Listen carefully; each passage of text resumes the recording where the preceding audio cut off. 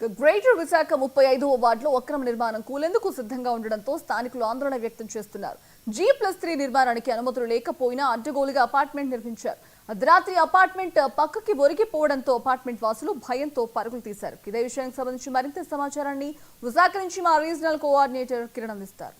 మహా విశాఖ నగరంలో అక్రమ నిర్మాణాలు యథేచ్ఛగా కొనసాగుతున్నాయి.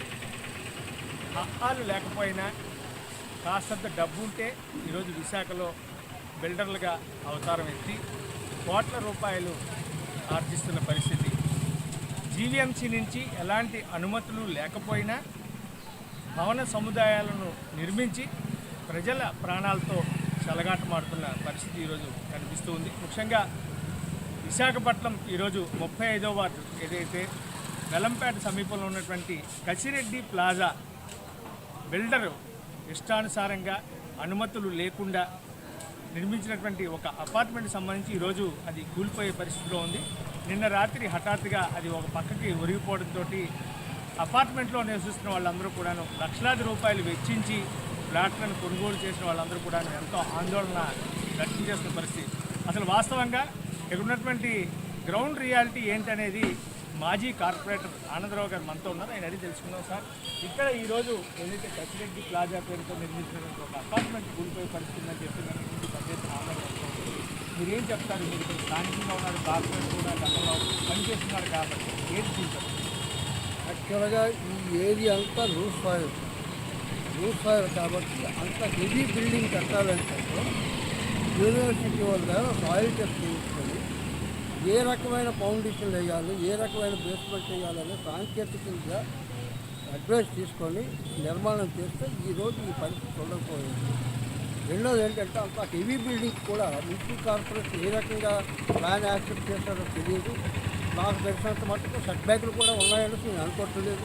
ఎందుకంటే వాళ్ళకి వెళ్ళకూడదు కాబట్టి, ఇంకొక ప్రాపర్టీలోకి వెళ్తే ప్రెస్ పాస్ అవుతుంది కాబట్టి నాకు సెట్ బ్యాక్లు ఉన్నాయని నేను అనుకోవట్లేదు. అది లేకుండా కట్టడం వల్ల ఒక బిల్డింగు ఒకవైపు ఒరిగిపోయింది కాసే ప్రతి ఒక్కరు కాన్సన్ట్రేషన్ చేస్తున్నారు. కానీ అల్టిమేటంగా రెండే వైపు ఈ బిల్డింగు లేచిపోయి పక్కన గ్యాప్ వచ్చి పిల్లర్లు ఈ బేస్మెంట్ కూడా పూర్తిగా డ్యామేజ్ అవుతుందని నా పూర్తిగా నమ్మకం. అందువల్ల ఏంటంటే అధికారులు పూర్తి స్థాయిలోనే దీని పొజిషన్ ఏ రకంగా ఉంది, ఎలాంటి అడ్వైజ్ ఇస్తే మళ్ళీ ఆ బిల్డింగ్కి న్యాయం చేయగలం, బిల్డింగ్ కొనుగోలుదారులకు కూడా ఏ రకమైన న్యాయం చేయగలమని ఆలోచించి అధికారులు సరైన చర్య తీసుకోకపోతే మాత్రం ఇటువంటి ఎలాగ ప్రోత్సహించినట్టు అవుతాయి. కాబట్టి దీనిలో చర్య తప్పకుండా తీసుకోవాలని. ఓకే, మొత్తం ఇది ఎన్ని గజాల్లో నిర్మించారు సార్? ఓవరాల్గా ఒక్కొక్కటి ఫ్లాట్ ఐడియా ఉందా? దాని మీద తీసుకోవాలి. Okay, right, thank you. ఇది ప్రస్తుతం మనం చూసుకున్నట్టయితే ఒకసారిగా రిజర్వ్స్లో చూసుకోవచ్చు. ఏదైతే వెల్లంపేట ఏరియా ఉందో ఈ ఏరియాకి సంబంధించి ఇప్పుడే మాజీ ఎక్స్ కార్పొరేటర్ ఆనందరావు చెప్తున్నాను బట్టి అసలు ఇక్కడ లూజ్ సాయిల్ పూర్తి స్థాయిలో ఉండి ఈ లూజ్ సాయిల్ వల్ల ఇక్కడ అపార్ట్మెంట్లకు అసలు అనుమతి ఇవ్వకూడదు. మరి ఏ రకంగా జీవీఎంసీ దీనికి అనుమతులు ఇచ్చింది అనేది ఒకసారి పరిశీలన చేయాలని చెప్పి ఇంకో పక్క మనం చూసుకున్నట్టయితే ఇక్కడ లూజ్ సాయిల్లో ఎంత పెద్ద ఎత్తున భవన సముదాయాలు నిర్మించాలి అంటే ఖచ్చితంగా అనుభవజ్ఞులైన నిపుణులైనటువంటి వాళ్ళతోటి ఇంజనీరింగ్ డిపార్ట్మెంట్ తోటి ఇక్కడ పూర్తి స్థాయిలో దీన్ని పరిశీలన చేయాల్సి ఉంటుందని చెప్పి, అయితే అదేమీ లేకుండా G+3కి అనుమతులు ఇవ్వడం వెనుక ఆంతర్యం ఏమిటనేది ఒకసారి పరిశీలన చేయాలని చెప్పి మాజీ కార్పొరేటర్ ఆనందరావు చెప్తున్న పరిస్థితి. ఇంకో పక్క మనం స్పష్టంగా చూసుకోవచ్చు, ప్రస్తుతం బిల్డింగ్ అయితే ఒక పక్కకి ఒరిగిపోయి ఉన్న పరిస్థితి.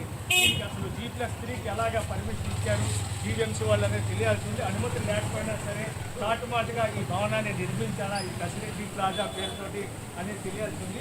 ఏది అయినప్పుడు కూడా ఇక్కడ ఇంత పెద్ద ఎత్తున భారీ భవనాన్ని 20 అడుగులకు ఉన్నటువంటి ఈ రోడ్లో నిర్మించడం ఎంతవరకు చాలా ఆశ్చర్యకరమైన విషయం. రెగ్యులర్గా ఇక్కడ ఉన్నటువంటి వాళ్ళందరినీ కూడా నిన్న రాత్రి వెకేట్ చేయించిన నేపథ్యంలో ఈ భవనాన్ని లోపలికి వెళ్ళాలంటే మాత్రం చాలా భయానకమైన పరిస్థితి. 20 అడుగుల రోడ్లో ఈ భవనాన్ని నిర్మించారంటే ఇప్పుడే మనం కార్పొరేటర్ ఎక్స్ కార్పొరేట్తో మాట్లాడించడం కూడా జరిగింది. ఎక్స్ కార్పొరేట్ చెప్పారు బట్టి ఖచ్చితంగా దీనికి అనుమతులు లేకుండానే నిర్మాణం జరిగింది.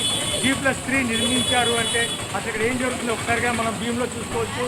కసిరెడ్డి ప్లాజా అనేటువంటి ఈ ప్రాంతం ఇక్కడ ఉన్నటువంటి బిల్డింగ్ సంబంధించి కూలిపోయే పరిస్థితి ఉంది. దీనికి సంబంధించి నిన్న రాత్రి ఒకటిన స్థానిక ఎమ్మెల్యే వంశీకృష్ణ శ్రీనివాస్ యాదవ్ కూడాను దీనికి సంబంధించి పరిశీలన చేసి వెంటనే వీళ్ళందరినీ కూడాను వెకేట్ చేయడం జరిగింది. మరోవైపు జీవీఎంసీ అధికార యంత్రాలు కూడా దీని మీద చర్యలు తీసుకుంటాం, అసలు అనుమతి ఎలా ఇవ్వకపోయినప్పుడు కూడాను దీన్ని నిర్మించారని చెప్తున్న పరిస్థితి. ఏదైనప్పుడు కూడాను బిల్డర్ల అవతారం ఎత్తి కాస్తపాటి డబ్బు అదేవిధంగా కొంచెం పలుకుబడి ఉంటే మాత్రం ఇలాంటి భవన సముదాయాలు విశాఖపట్నంలో ఎప్పటిముప్పటిగా పుట్టుకొస్తున్నాయి అనేది స్పష్టమవుతూనే ఉంది. కెమెరామెన్ రాజశేఖర్ కుమార్, 99.